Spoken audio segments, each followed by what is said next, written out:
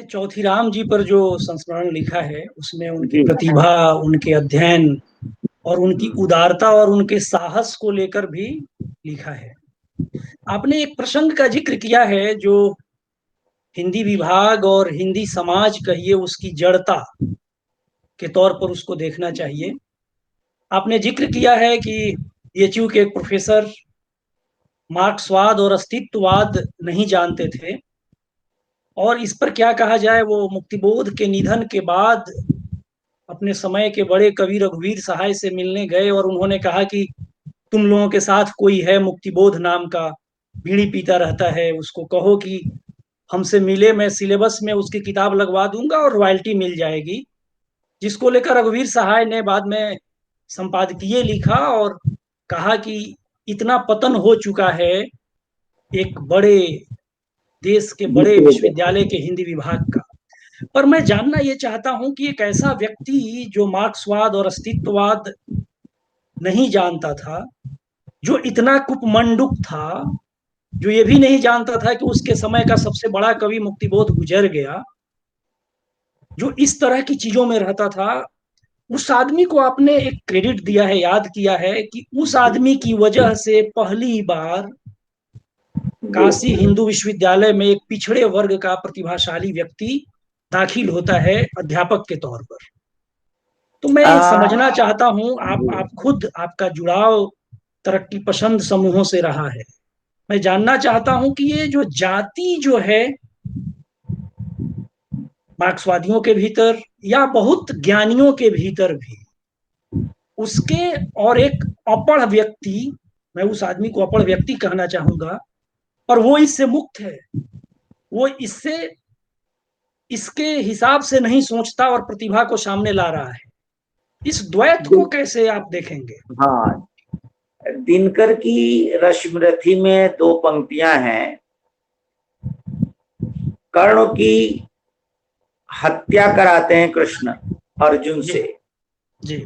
और उसके बाद से भावुक हो जाते हैं, और उसके पहले वो कर्ण को प्रलापी, अधम, नीच क्या क्या कहते हैं। जी। मरा अभिमन्यु जिस दिन कहां पर सो रहा था, धर्म उस दिन।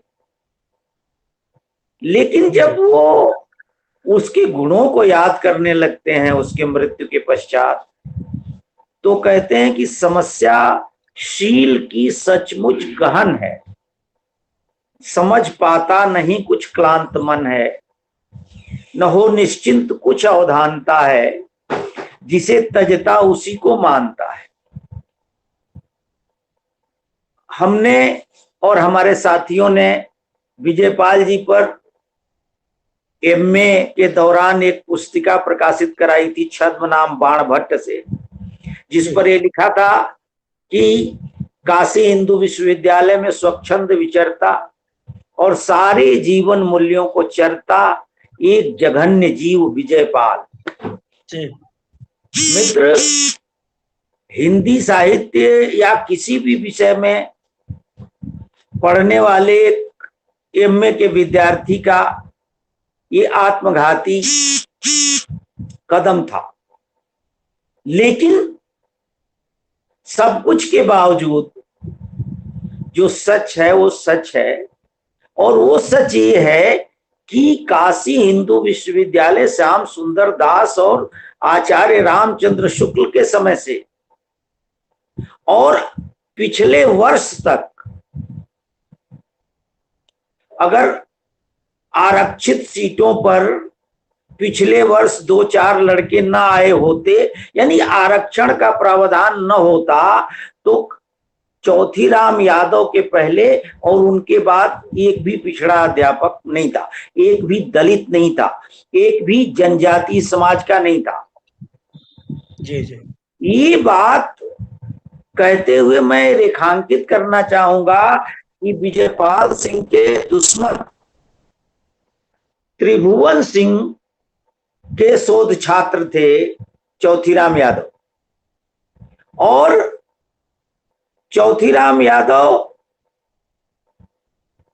गाजीपुर और कहां कहां वहां नौकरियां खोज रहे थे।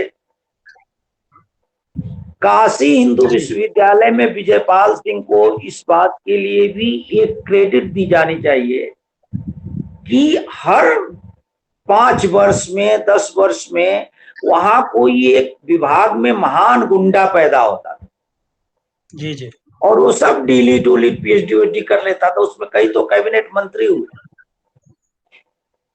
और वो अपाद मस्तक कहें जिसे एड़ी से चोटी तक दम लगाता था कि वो हिंदी विभाग में लेक्चरर हो जाए। लेकिन विजयपाल सिंह जी ने एक भी व्यक्ति को ऐसे विभाग में घुसने नहीं दिया। ये अलग बात है कि हिंदुस्तान कई सारी तमाम मूढ़ परंपराओं का देश है। मंदिर का पुजारी भी सबकी आंखों के सामने अपने परिचित व्यक्ति को मार लड्डू और प्रसाद से भर देता है, दूसरे को बतासा जल्दी नहीं देता। तो ये विजयपाल सिंह ने भी किया, तमाम मूढ़मती लोगों को विभाग में ले आए।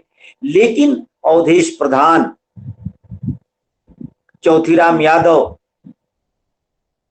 तमाम इस तरह के लोगों को वो लेके आए, उनसे पीड़ित रहे। काशीनाथ सिंह, शिव प्रसाद सिंह, वो खुद हजारी प्रसाद द्विवेदी के नाम अपनी सिफारशी चिट्ठी लेके आए थे और बाद में उन्होंने हजारी प्रसाद द्विवेदी को ही दरकिनार कर दिया। तो ये उनके गुण अवगुण है। गुण जड़ चेतन गुण दोष में विश्व कीन करतार। तो जहां उनकी प्रशंसा करनी चाहिए। हमारे एक विद्यार्थी हैं आजकल प्रोफेसर काशी हिंदू विश्वविद्यालय में, उनको रीवा में मैंने पढ़ाया था। मैंने उनकी पहली नौकरी के लिए एक चिट्ठी लिखी विजयपाल सिंह को। विजयपाल सिंह ने कहा कि इसने, दिनेश कुशवाहा ने मुझे वाइस चांसलर नहीं बनने दिया, मेरे खिलाफ किताब लिखी, बंटवाया, लेकिन लड़का अच्छा है। और उससे कहना कि वो कमला के साथ रीवा में है और ओरछा में केशव रिसर्च सेंटर है, अनुसंधान केंद्र है। मुझसे बड़ा केशव पर कौन विद्यार्थी, मुझे तो सब पढ़ा लिखा मानता ही नहीं, वो मुझे कभी नहीं बुलाता, लेकिन तेरे लिए चिट्ठी लिख दी। और उन्होंने नियुक्ति की आशीष त्रिपाठी, पहली नौकरी। तो ये कम, उनके पास इतने गुंडे बदमाश उनकी सेवा के लिए अवसर मांगते रहते थे। वो चाहते तो मुझ पर कितने अटैक हुए होते। लेकिन ठीक है, उसमें हम लोग, कई लोग थे, हमारे एक मित्र हेमंत शर्मा जो आजकल पत्रकार हैं वो भी थे, कई लोग थे। लेकिन हम सारे लोग तो बाहुबली नहीं थे, उनके पास तो बाहुबलियों की लाइन थी। तो ये उनकी उनके गुणों में ही आता है कि उन्होंने कभी किसी को मरवाया पिटवाया नहीं। बहुत लोगों को टॉप कराया, लेकिन किसी को मरवाया पिटवाया नहीं।